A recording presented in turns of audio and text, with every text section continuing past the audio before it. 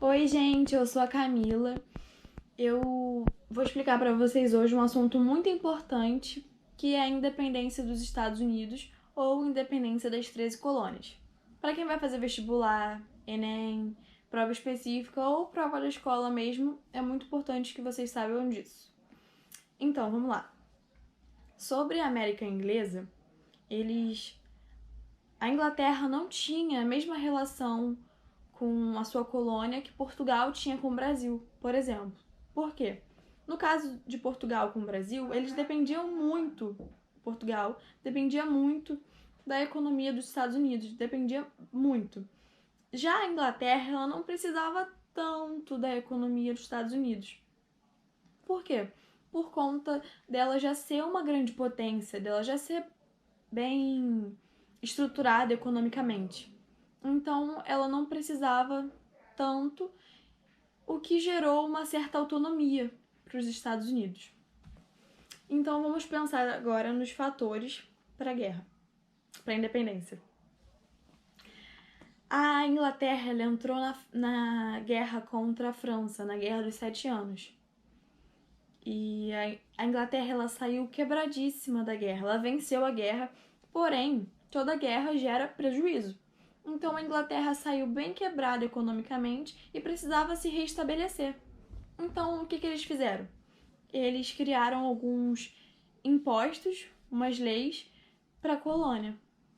E aí a primeira, que foi em 1764, que foi a lei do açúcar, em que nos Estados Unidos eles podiam comprar açúcar de outros lugares, porém os impostos estariam maiores do que da Inglaterra. Então eles estariam sendo meio que obrigados a comprar mais o açúcar da Inglaterra, que seria mais barato. E aí em 1765 eles criaram a lei do selo. Como é que era essa lei? Todo produto impresso que rodasse lá na colônia tinha que ter um selo britânico. E esse selo, obviamente, custaria dinheiro. Aí, cartas, qualquer tipo de coisa impressa, baralho, tinha que ter esse selo. E aí, um tempinho depois, em 1773, eles criaram a lei do chá, em que os Estados Unidos tinham que comprar só o chá da Inglaterra. Foi o monopólio do chá, eles não podiam comprar chá de outro lugar, era só o da Inglaterra. E essa daí foi meio que o ápice dessas leis, em que os colonos ficaram bem bolados. E aí eles se revoltaram e houve a Boston Tea Party. O que foi isso? Os colonos eles se pintaram de índio e invadiram o porto de Boston e pegaram todas as remessas de chá, as caixas de chá da Inglaterra e tacaram no mar. Obviamente, os ingleses ficaram bem bolados. E aí eles criaram as leis intoleráveis. Essa foi a resposta deles para essa atitude dos colonos de revolta. E as leis intoleráveis foi em 1774, em que eles criaram a lei do aquartelamento, em que eles mandaram alguns oficiais britânicos para a colônia para tomar conta, para estar vendo lá quem estava se revoltando ou não. E aí os colonos eram obrigados a receber esses oficiais em casa, a dar uma hospedagem para eles. Então, com isso, eles estavam ganhando a hospedagem dos oficiais e ainda conseguiam vigiar a população bem de pertinho, na casa deles, né? Essa foi a lei do aquartelamento. E eles criaram outra lei, que foi a lei do fechamento do porto de Boston. Eles fecharam o porto e decidiam o que ia chegar lá, o que não ia chegar, o que eles iam comprar, dependia da Inglaterra. E aí a população ficou bem bolada. A lei que fechou o porto de Boston foi em 1774.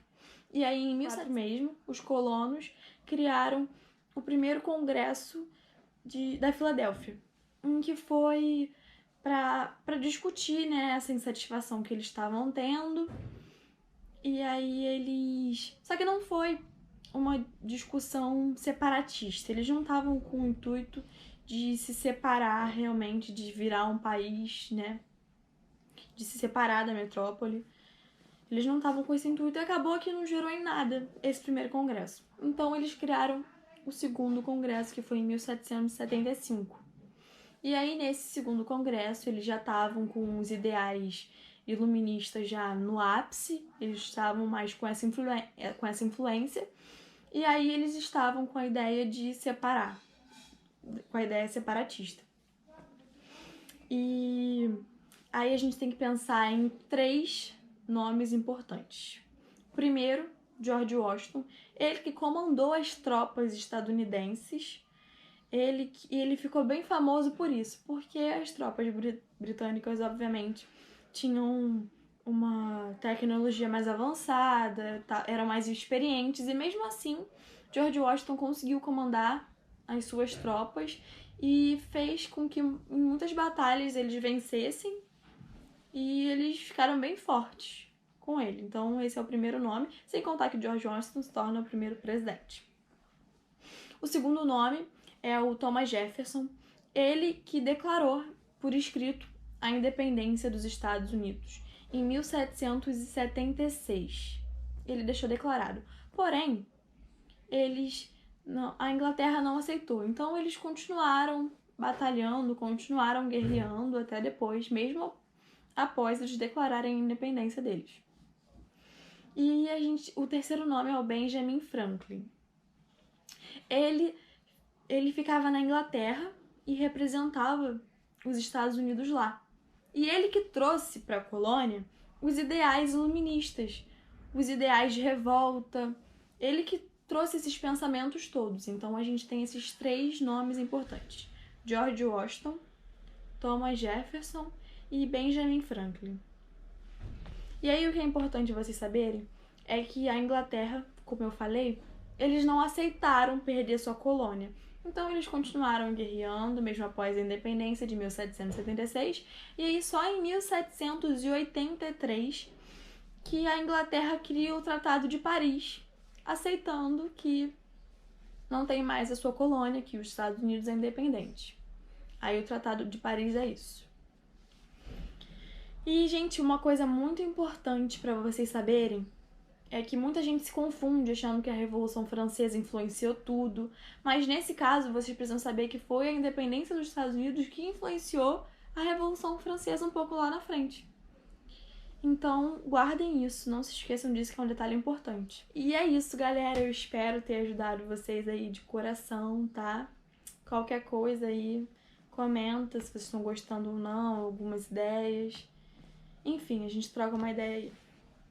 Beijo!